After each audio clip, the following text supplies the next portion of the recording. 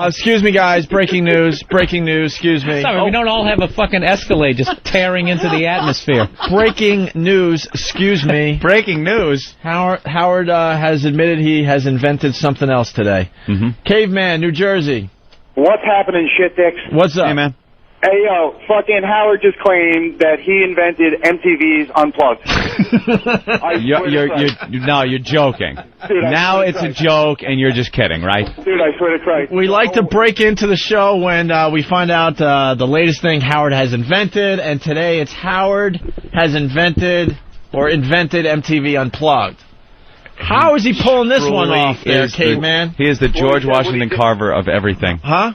Well, he said what he did was he had a group come on his show with an acoustic guitar, and then a week later MTV did it, and then every radio station did it. He did not say this. No, stop. He did not. He invented. At this point, he's a joke. He stinks. He's a joke of his former self. Look, whether you... I can't even keep track of all the inventions. I don't know. Whether you like him or not, I know last week it's beyond that. Was it last week he said that he invented best ofs? Best ofs. Any type of best of that you hear. Right. Even though television had been calling it reruns for years. Right. Best of... Well, whatever. He invented jaywalking. He invented that. That Jay does. Right.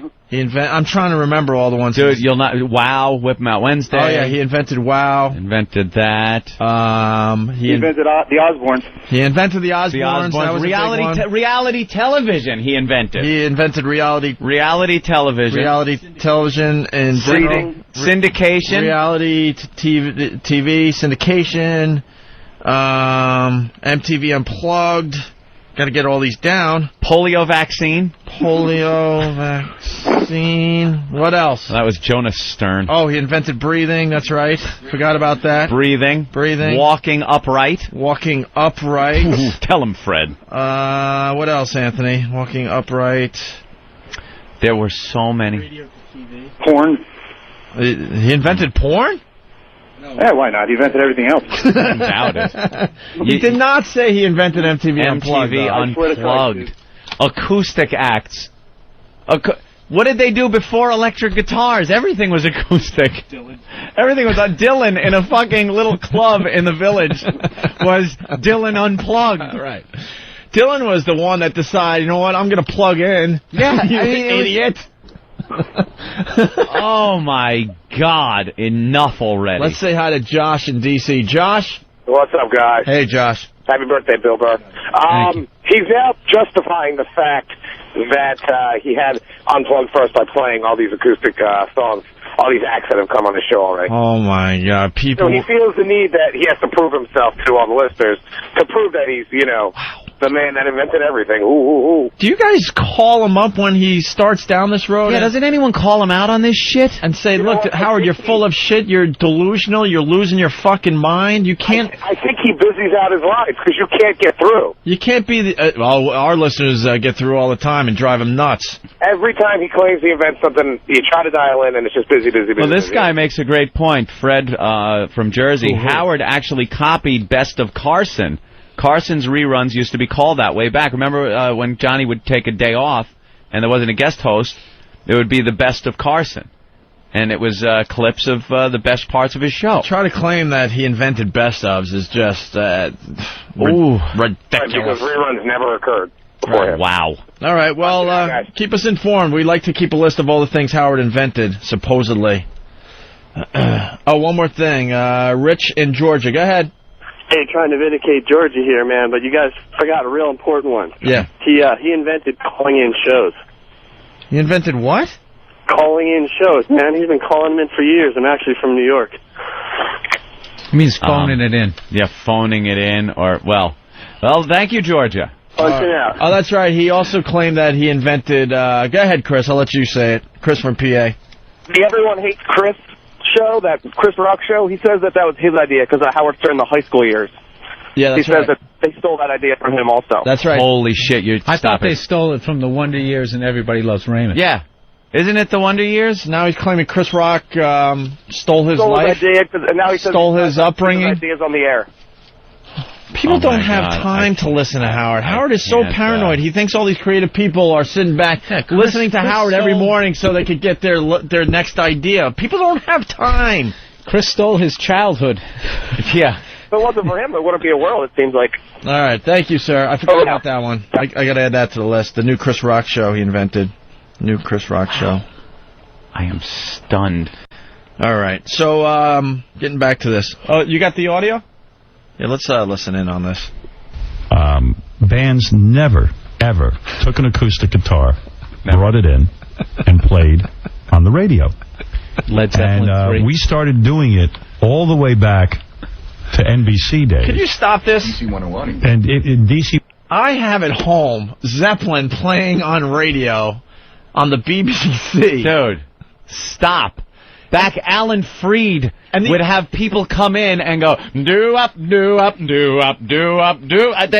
And the only reason these big acts would come in, especially in the early days, you know, and play acoustically, is because they couldn't get all that equipment into a radio station. Exactly. Oh my God, he's losing his. He's fucking really mind. going crazy, and I don't want to start feeling sorry for him. It's getting close. It's getting very close. When I start feeling bad for somebody, wow, all right, he's losing his fucking mind. Let's listen a little more, and we'll give him the benefit of the doubt. Go ahead. To NBC days. DC 101. And DC 101 as well. And all of a sudden you saw a burst of sudden genius, like on MTV. They started having artists in to do it, and then all the other radio stations started doing it. Today it is... MTV built a whole series. Shut up, you fucking It's so hole! commonplace now to hear a guy come in with a guitar and play a stripped-down acoustic version. I'm telling you the truth. When I was on in Washington, D.C., it was never heard of. And I remember I used to receive such accolades because it occurred to me that people could come in with just a guitar. He's officially a crazy old fuck. He is a crazy bastard. How do you go on and claim this? How do you claim that? It's like buying a star. It's just like buying a star. I have a certificate of authenticity on Unplugged acts, Robin. Tell him, Fred. I invented buying back stars. in from the NBC days, DC 101, DC 101 days.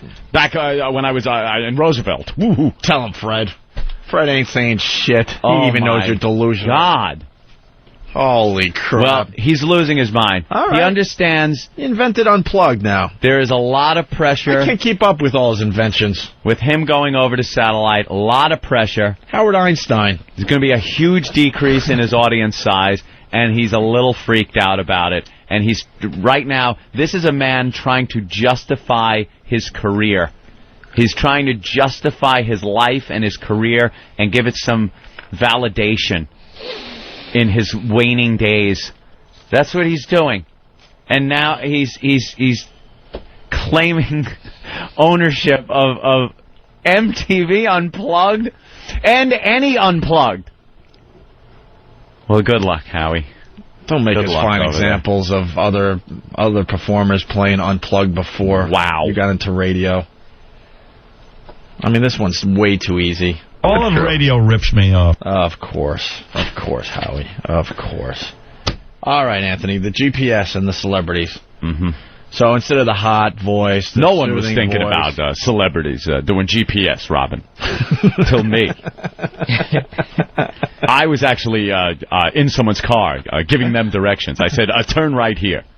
And somebody said, that's a great idea. Could you just be in my car all the time and talk and give me directions? I said, I'll tape it for you. A lot of people are very pissed off at me right now, and I don't blame them, but I get a little excited. Plastic Man from Columbus, Ohio says it all. Thanks a lot, Opie. I just lost my fucking hearing. I just lose my mind when Robin talks on that show because she has absolutely nothing to add whatsoever. You have to do your yelling way back here. Yeah, you have I know. to go like this. And I know. Yeah, that'll work. But she drives me nuts because she has nothing. Absolutely nothing. She's the luckiest lady in broadcasting. And she should just shut up. How many times does Scotzo have people on? Well, you know what? And play acoustically. Why don't we get Black Earl on the phone? Black Earl will know. Maybe we'll bore the shit out of people with this, but we were lucky enough to work for a radio station called WNEW. One of the first rock stations in America. they had an archive. Remember the archive? It was a vault. It was like a museum. Remember, they had the temperature had to be just right in there. It was a vault. There were tapes, reel-to-reel tapes in there. Reel-to-reel tapes going back in, to the 70s. Yep. Of bands performing for WNEW. Yeah, acoustically and plugged in. And guess what? There wasn't just a few. No. There were thousands of these. It was a library. At this point, they're trying to figure out what to do with all these tapes because it's just a gold mine. They don't know what to do with these tapes. It's in this weird room at WNEW. It's like a vault. It's like a bank vault. Earl. Yo. At WNEW, right? Yeah. That room that has all the archives of the bands coming in? Yeah. How many reel-to-reel tapes would you say are in that room? Thousands. Thousands, okay. Thousands. And how far back does it go? I think as far back as 71, maybe? 71. 1971. And is it true, Earl, that these bands would perform for WNEW? Oh, all the time. It was everywhere. Would they perform electrically? It depended. The tech setup usually was acoustic. It was easier to set up. There you go. And Scotzo would talk with the artists, John Lennon and such, members of The Who, and maybe they would perform acoustically in the studio. Yeah, they would play songs live in the studio. No, just a simple setup. Wasn't there something called the WNEW Magic Ballroom or whatever it was called? Yeah. The Imaginary Ballroom? The Imaginary Ballroom. What happened during the WNEW Imaginary Ballroom? The bands would play live. And this would be what year, Earl? Wow. I mean, it's old as radio itself, practically. Let's just, is it fair to say before 1980? Yeah. Oh, absolutely. Yeah. See, we back up our shit with facts. Fair to say around the times with of Bob facts. Hope. Yeah. Yeah, Oh, and if you go back to WNEW AM... Yeah. Yeah, well, we're just in the olden days... Well, we'll be fair. We know for a fact from, say, 1971 to at least 1980... Yeah. There were a lot of bands coming through WNEW playing live. Mm-hmm. Right? Well, you also got to remember in the days of AM, that was how the radio shows were done. The bands would play in the studio. Yeah, they would come in the studio and play live. That's how it was done. There's a bunch of frauds that work around Howard, too. They're all too scared to, bring it to his attention. Howard, that he's full of shit. What does he say? They all just sit there and kiss his ass and lick Earl. his asshole. Earl, he just said, just moments ago, that he invented MTV Unplugged. Because before him, no one was playing acoustically on his show. Yeah, no one had an artist come on a radio show with an acoustic guitar and just play and sing on the radio like that. And after he did it, MTV ripped that off and started the MTV Unplugged. But 80% of Led Zeppelin's third album was acoustic. Acoustic. Now he's just talking crazy. We know that. That's his why mind. we like to back it up with facts. Yeah, but the acoustic... Do you have an example of some of the artists that played on WNEW? Greg Lake. Greg Lake from ELP. Greg Lake from ELP. Patti Smith. Roger Daltrey. Yeah. Wait, Roger Daltrey actually played live at WNEW? Yeah, he played it. They did an acoustic setup in the studio. That's great. Hey, can I play that clip again of Howard? Because we do back up our shit. Yeah, listen to this, Earl. Bands never, ever took an acoustic guitar, brought it in, and played on the radio. And we started doing it all the way back to NBC days.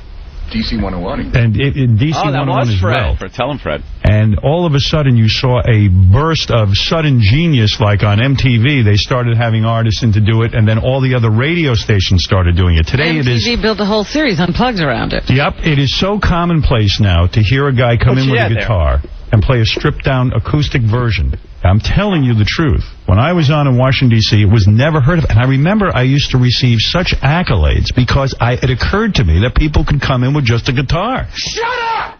Shut the fuck up! He just lies openly to his listeners. And the people sitting around him know it's not true, but they're pussies. A bunch of fucking pussies. Wow.